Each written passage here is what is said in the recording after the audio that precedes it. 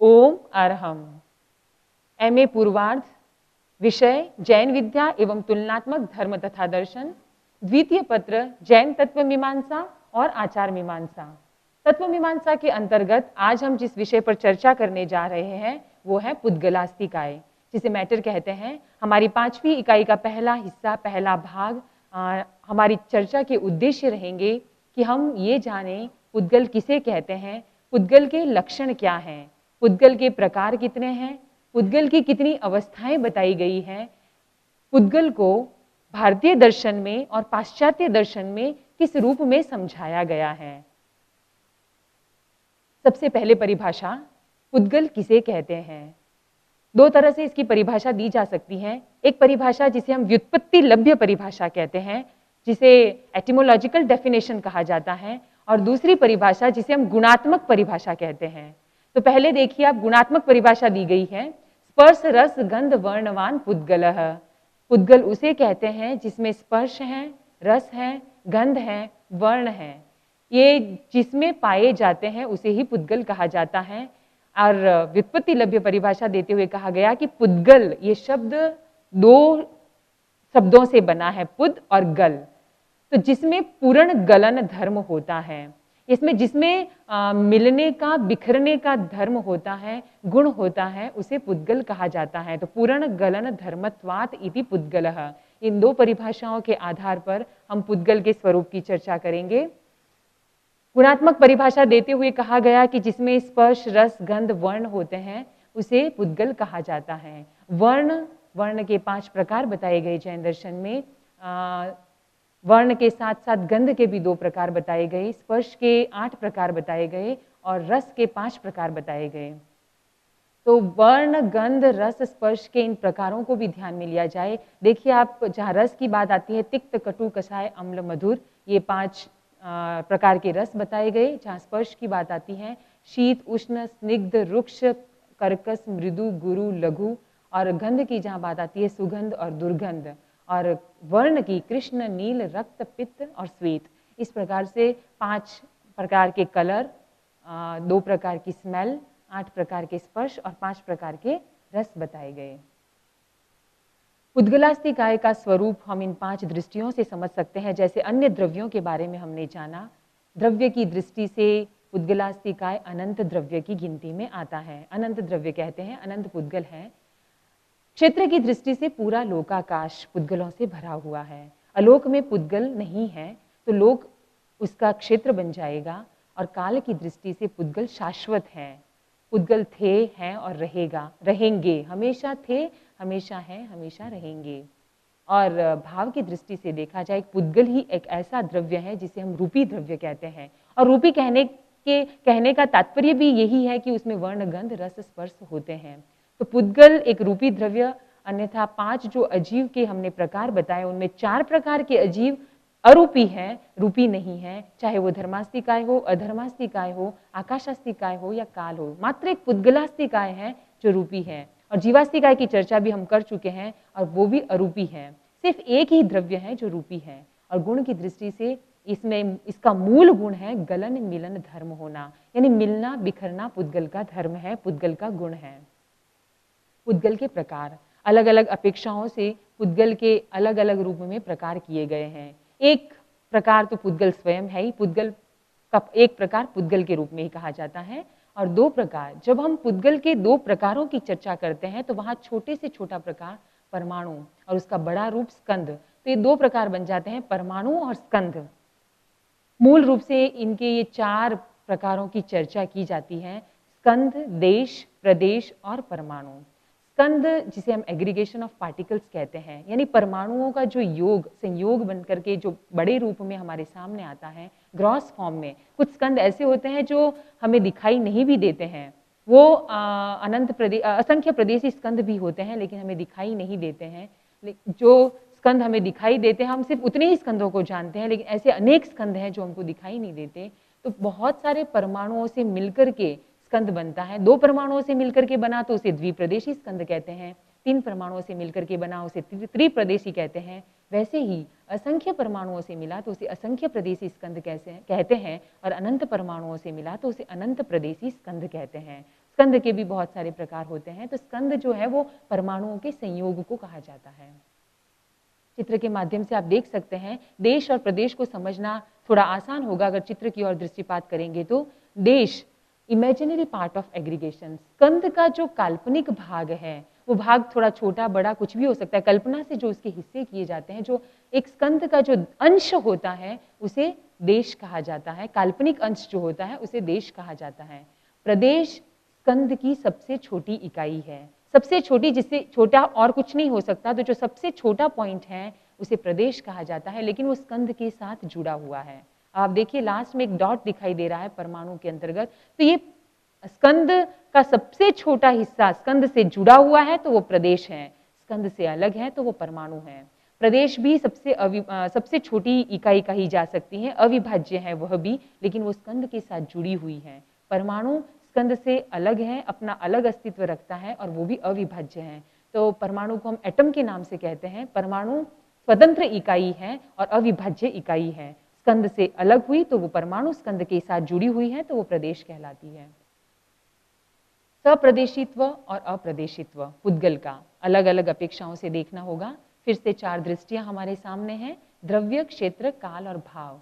द्रव्य की दृष्टि से पुद्गल को सप्रदेशी कहा गया है क्योंकि पुद्गल स्पेस पॉइंट पर रहता है, यानी स्पेस पॉइंट उसकी अवगाहना है, आकाश प्रदेशों में रहता है। तो आकाश प्रदेश वो द्विप्रदेशी भी है, त्रिप्रदेशी भी है, चतुर्प्रदेशी भी है, असंख्य अनंत प्रदेशी भी है। तो द्रव्य की दृष्टि से वो प्रदेशों से युक्त होने की वजह से उसे सप्रदेशी कहते हैं। और क्षेत्र की दृष्टि से देखिए वो आकाश में रहता है, लेकिन अगर एक ही स्पेस पॉइंट पर रहता है तो उसे अप्रदेशी कहा जाता है। अगर एक स्पेस पॉइंट से अधिक स्पेस पॉइंट्स का उपयोग करता है या अधिक प्रदेशों का उपयोग करता है तो उस पुद्गल को सप्रदेशी कहा जाता है। कितने क्षेत्र को घेरता है, कितने क्षेत्र में वो अपने स्थान को प्राप्त करता है, उस अपेक्षा से उसे अप्रदेशी और सप्रदेशी कहा गया है। So having one space point, it means अप्रदेशी, and having more space points, that is सप्रदेशी। काल की दृष्टि से अगर पुद्गल एक समय का ही है, एक समय की अवस्थिति वाला ही है तो उसे अप्रदेशी कहा जाता है क्योंकि समय काल की सबसे छोटी इकाई है। एक समय की अवस्थिति वाला पुद्गल है वो अप्रदेशी कहा जाता है काल की दृष्टि से। वहीं उससे अधिक समय वाला अगर पुद्गल है तो उसे सप्रदेशी कहा जाता है। और भाव की दृष्टि से क्योंकि हर पुद्गल में गुण होंगे, वर्ण, गंध, रस, स्पर्श हैं, उनके अलग अलग गुण उसमें पाए जाएंगे। अब स्पर्श में भी शीत के गुण अलग हो सकते हैं, उष्ण के गुण अलग हो सकते हैं। अगर उसमें सिर्फ 1 यूनिट ऑफ क्वालिटी है तो उसे अप्रदेशी कहेंगे, और मोर यूनिट्स ऑफ क्वालिटी है तो सप्रदेशी कहेंगे।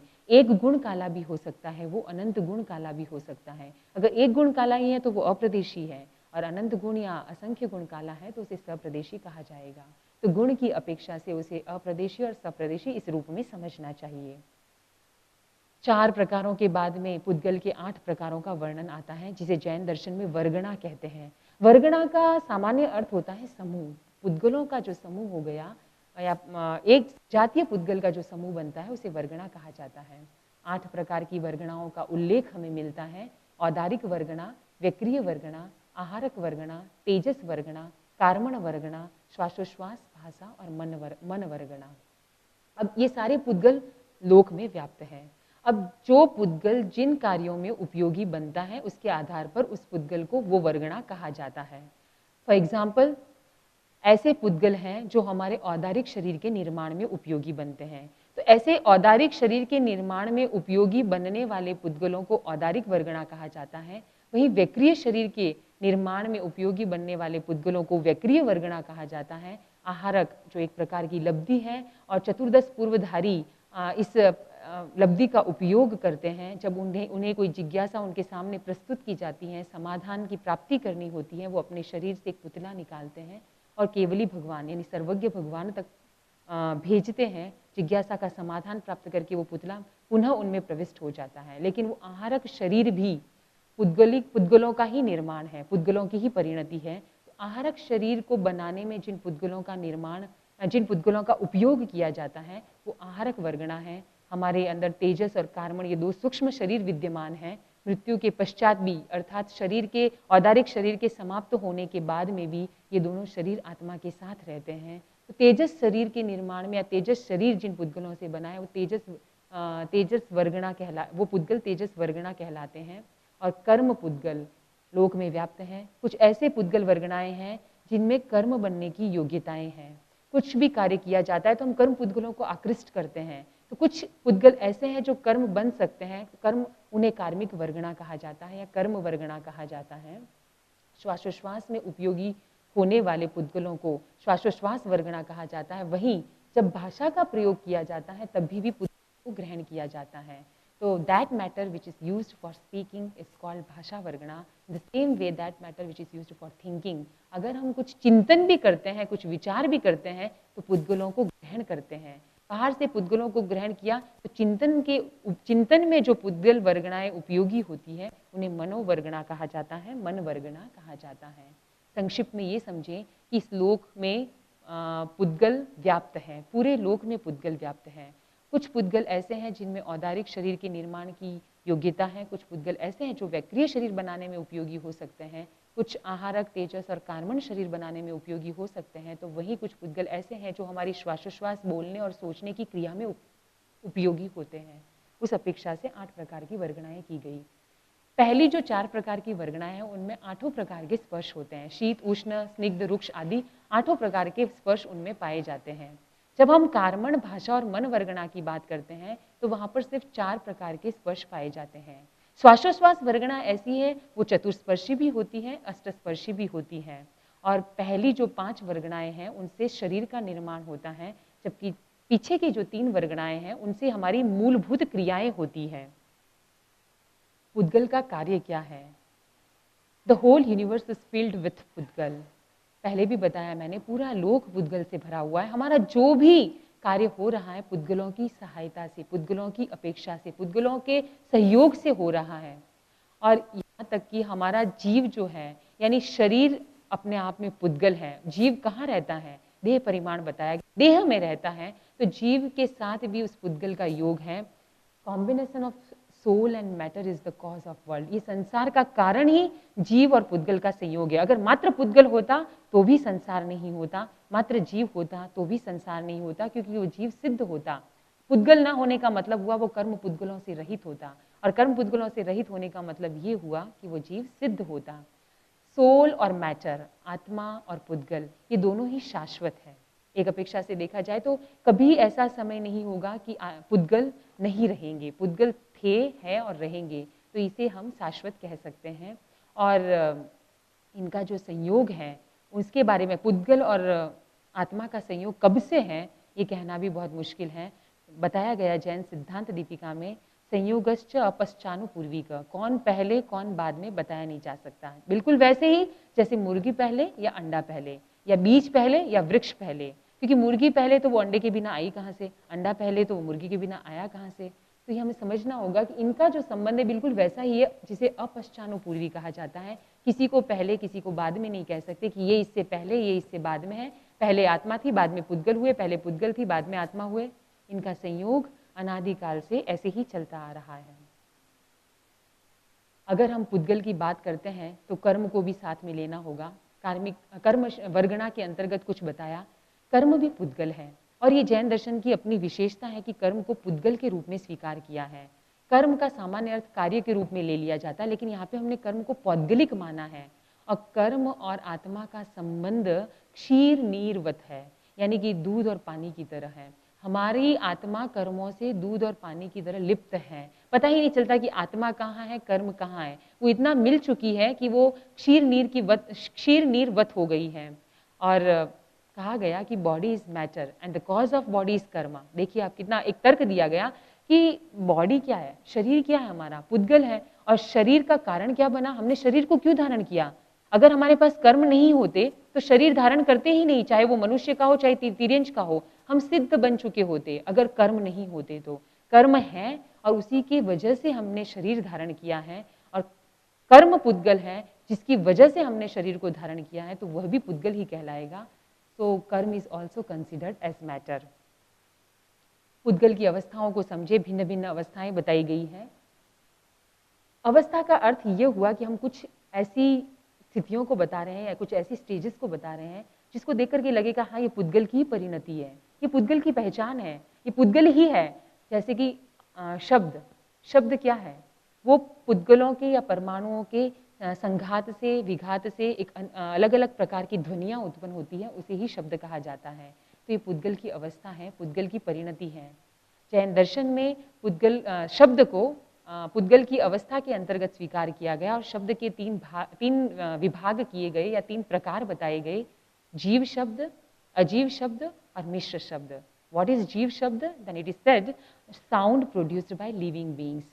जीव के माध्यम से जो आवाज या जो शब्द निकाला जाता है उसे जीव शब्द कहते हैं। वही अजीव शब्द क्या है? तो वो आवाज जो नॉन लिविंग बीइंग से निकलता है उसे अजीव शब्द कहते हैं। मिश्र शब्द क्या है? Sound produced by living being with instrument, it means with non living, यानी कोई जीव अजीव का प्रयोग करके किसी प्रकार का आवाज करता है। जैसे वाद्य यंत्रों का प्रयोग किया, वीणा को बजाया, बांसुरी को बजाया। बांसुरी, वीणा अपने आप में अजीव है, लेकिन जीव के द्वारा ये प्रयत्न किया जा रहा है, इससे उत्पन्न जो शब्द है उसे मिश्र शब्द कहा जाता है। तो आप देखिए शब्द के 3 प्रकार किए, जीव शब्द, अजीव शब्द और मिश्र शब्द। उसके साथ साथ हमें एक विभाग और मिलता है या एक प्रकार से और डिवीजन किया गया है, वो है कि शब्द के 2 प्रकार हैं, भाषात्मक और अभाषात्मक। कुछ शब्द ऐसे होते हैं जो भाषा युक्त होते हैं, तो कुछ भाषा रहित भी होते हैं, बताए। और भाषा युक्त में भी आप देखिए कि जो अक्षरात्मक होता है वो अलग है, अनक्षरात्मक अलग है।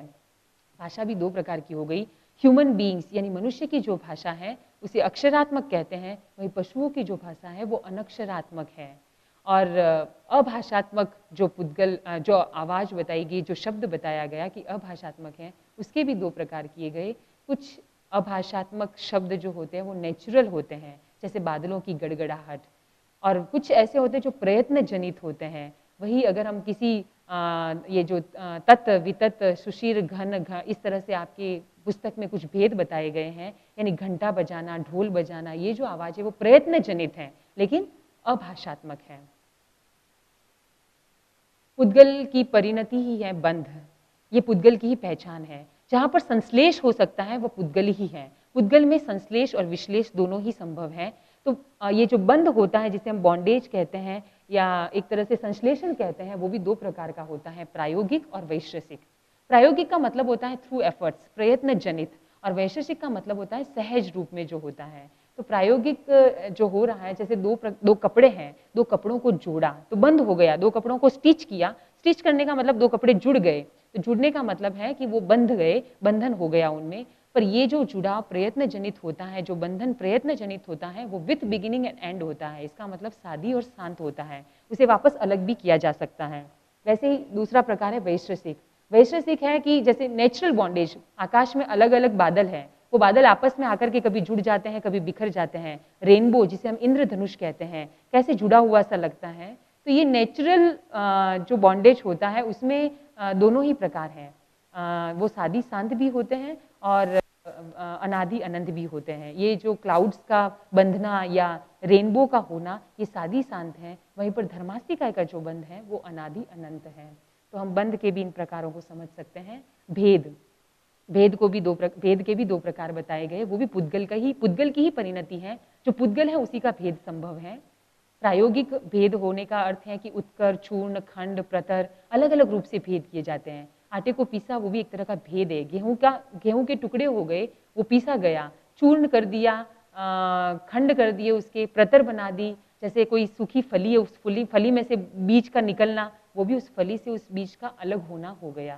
तो ये प्रायोगिक भेद कहे जाते हैं। और वैशेषिक में ये कहा गया कि बाय नेचुरल, यानी जैसे एक बादल है तो बादल का अपने आप जुड़ना और बिखरना भी अपने आप होता है, तो ये सहज रूप से भेद हो गया। वो जुड़े थे तो वो सहज रूप से बंधन हो गया, वो बिखरे तो वो सहज रूप से भेद हो गया। तो प्रायोगिक भेद और वैशेषिक भेद ये 2 भी पुद्गल की परिणतियां पुद्गल में ही संभव है। सूक्ष्म और स्थौल्य, इनको भी 2 अपेक्षाओं से समझा जा सकता है। एक होता है अंतिम सूक्ष्म, अंत्य सूक्ष्म, यानी अंतिम सूक्ष्म चीज क्या है तो वो परमाणु है। परमाणु से सूक्ष्म और कुछ भी नहीं है। वैसे ही हम सूक्ष्मता को या सूक्ष्म को आपेक्षिक दृष्टि से भी देख सकते हैं, अपेक्षा से भी देख सकते हैं। 2 वस्तुएं रख दी, चित्र में आपको दिखाई, एक तरफ कोकोनट है, एक तरफ मैंगो। तो mango is smaller than coconut, यहाँ रिलेटिविटी आ गई, एक दूसरे से छोटा है, कोकोनट से मैंगो छोटा है, अपेक्षा से बताया। बिल्कुल वैसे ही ग्रॉसनेस को बताया जा सकता है, यानी कि स्थौल्य को बताया जा सकता है। अल्टीमेट स्थूल चीज क्या होगी, तो बताया गया अचित्त महास्कंद। महास्कंद जो जब कर्म जो है जब केवली समुद्घात होता है, केवली को ऐसा पता चलता है कि आयुष्य उसका कम है और कर्म ज्यादा है, तब वो केवली समुद्घात करता है। और समुद्घात की एक प्रक्रिया है, उस प्रक्रिया में जो 5वां समय होता है उसमें पूरे लोक में उसके फैल जाते हैं कर्म पुद्गल, तो उसे अचित्त महास्कंद कहा जाता है। तो वो उस समय की जो स्थिति है वो सबसे बड़ा अल्टीमेट ग्रॉस जिसे कहते हैं, वो स्थूल सबसे बड़ा स्थूल बताया गया, उससे स्थूल कुछ भी नहीं। और रिलेटिव ग्रॉस में यही एग्जाम्पल ले सकते हैं कि coconut is bigger than mango, ये इससे बड़ा है, ये इससे बड़ा है, ये बताना अपेक्षा की दृष्टि से बताना, that is called relative gross. तो सूक्ष्मता और स्थूलता इनके भी 2 प्रकार हो जाते हैं, और सूक्ष्म और स्थूल पुद्गल में ही बताया जाता है कि ये स्थूल है, ये सूक्ष्म है। शेप, ये जो शेप की बात आती है वो भी पुद्गल का ही गुण है, पुद्गल की ही अवस्था है। शेप किसी भी तरह का हो सकता है, डेफिनिट भी हो सकता है, इनडेफिनिट भी हो सकता है। डेफिनिट का मतलब किसी चीज का गोल होना, स्क्वायर होना, रेक्टेंगल होना, that these are the definite configurations. And indefinite का मतलब जैसे क्लाउड्स कैसे भी हाइपरजेडली फैल जाना, किसी भी रूप में कोई आकार नहीं बन पाना, उसे इनडेफिनिट कहते हैं। और उसके अलावा अंधकार को भी पुद्गल का ही परिणाम कहा गया। छाया यानी प्रतिबिंब जो पड़ता है उसे भी पुद्गल का ही परिणाम कहा गया। वैसे ही सनलाइट, मून लाइट जिसको हम आतप और उद्योत कहते हैं, या प्रभा है, हेलो, उसको भी पुद्गल का ही परिणाम समझना चाहिए। अंधकार के लिए कई बार ऐसा होता है कि वो अभाव रूप है, प्रकाश का अभाव ही अंधकार है, लेकिन जैन दर्शन के अंतर्गत ये भावात्मक है। श्याम वर्ण के पुद्गलों का होना ही अंधकार है। तो चाहे वो अंधकार हो, छाया हो, आतप हो, उद्योत हो, ये सारी पुद्गल की ही परिणतियां हैं। अगर हम भारतीय दर्शन में देखें कि पुद्गल को किस रूप में समझाया गया है, तो चारवाक ने 4 भूतों को माना है, वो अजीब है, जड़ तत्वों को मानता है। वैशेषिक दर्शन में भी हमें महाभूतों का वर्णन मिलता है। वेदांत दर्शन में तो सिर्फ एक चेतन तत्व की बात है, ब्रह्म, वो एक सत्ता है, बाकी सब उसी से निकला हुआ है। तो यहाँ पर चेतन तत्व को विशेष महत्व दिया गया। सांख्य दर्शन में प्रकृति और पुरुष, ये 2 तत्व माने गए। पुरुष जो है वो निष्क्रिय है और वो चेतन तत्व है, लेकिन प्रकृति को जड़ तत्व के रूप में स्वीकार किया गया और प्रकृति ही मूल तत्व माना गया, क्योंकि बाकी सारे तत्व जो हैं, बाकी सारे तत्व प्रकृति से ही उत्पन्न होते हैं। बुद्धिज्म में पुद्गल शब्द का प्रयोग हुआ, लेकिन वो आत्मा के लिए हुआ, आलय विज्ञान के लिए हुआ, चेतना की संतति के लिए हुआ। वहाँ पे 4 धातुओं का वर्णन मिलता है जिसको हम जड़ के अंतर्गत गिन सकते हैं। ये कुछ वर्णन हमें इंडियन फिलॉसफी में मिलते हैं। वेस्टर्न फिलॉसफी में तो थैलीज, एनेक्सिमेंडर, हेराक्लिटस, एम्पीडोक्लिस, इन्होंने तो जड़ को ही सृष्टि का कारण माना। किसी ने वाटर को माना, किसी ने एयर को, किसी ने फायर को, तो किसी ने चारों को। डेकार्ट्स के दर्शन में भी हमको माइंड मैटर दोनों की बात मिलती है, और विस्तार को उन्होंने मैटर का गुण बताया, एक्सटेंशन मैटर का गुण है। लॉक के दर्शन में भी हमें सोल बॉडी का कॉन्सेप्ट मिलता है। तो हम देखें कि मैटर या जड़ तत्व की चर्चा वेस्टर्न फिलॉसफी में भी हुई है। जैनिज्म में ऐसी बात है कि जहाँ तक पाश्चात्य दर्शन का प्रश्न आता है, तो जैनिज्म उससे सहमत नहीं है, क्योंकि जैनिज्म के अनुसार, जैसे थैलीज ने कहा कि एक जड़ तत्व से ही सृष्टि की उत्पत्ति होती है, ये संभव नहीं है। जैन दर्शन में 2 तत्वों का कॉम्बिनेशन माना गया है, और वो 2 तत्व सोल एंड मैटर, चेतन और अचेतन, या चेतन और पुद्गल कह सकते हैं। और जहाँ तक लॉक की बात है, लॉक ने सोल और बॉडी दोनों को माना, तो जैन दर्शन उसके साथ उस दर्शन के साथ एग्री है। और थैलीज आदि ने जो दर्शन बताया या जिससे सृष्टि की रचना बताई, उसके साथ जैन दर्शन की सहमति नहीं है। मैटर साइंस में किस रूप में समझाया गया, इसको भी समझें। साइंस में जहाँ तक हमने जैसे गलन मिलन धर्म की बात की पुद्गल के, साइंस में ये 2 शब्द आते हैं, फ्यूजन एंड फिशन। तो फ्यूजन एंड फिशन शब्द के माध्यम से साइंस ने भी एक तरह से कहना चाहिए पुद्गल की इस प्रक्रिया, पुद्गल में जो प्रक्रिया होती है उसको स्वीकार किया है। चाहे एटम बम हो, चाहे हाइड्रोजन बम हो, ये भी एक तरह का रिजल्ट है फ्यूशन और फिशन प्रक्रिया का, यानी गलन मिलन की प्रक्रिया का। कहा जाता है यूरेनियम 234 नामक धातु है, उसका जब विखंडन होता है तब एटम बम की ऊर्जा का विमोचन होता है। और हाइड्रोजन बम में भी कुछ ऐसा ही है कि कुछ हाइड्रोजन के अणुओं का कुछ संगठन होता है, संगठित होते हैं वो, तो उस प्रकार की ऊर्जा का विमोचन होता है। विज्ञान में 92 टाइप्स के एलिमेंट्स माने गए, तत्व माने गए, और ये भी कहा गया कि इन एलिमेंट्स में अमुक अणु का भार कम कर दिया जाए और अमुक अणु को जोड़ दिया जाए तो कुछ भी कुछ में परिवर्तित हो सकता है। एक उदाहरण दिया जाता है कि थ्रू दिस प्रोसेस, ये जो फ्यूशन एंड फिशन की जो प्रोसेस है, उससे पारा भी सोने में बदल जाता है।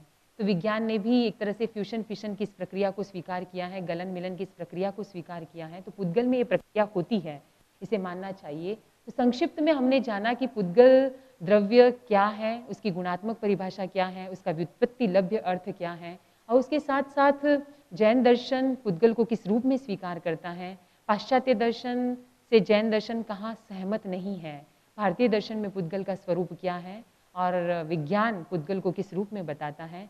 संक्षिप्त में हमने इसकी जानकारी प्राप्त की। ओम अरहम।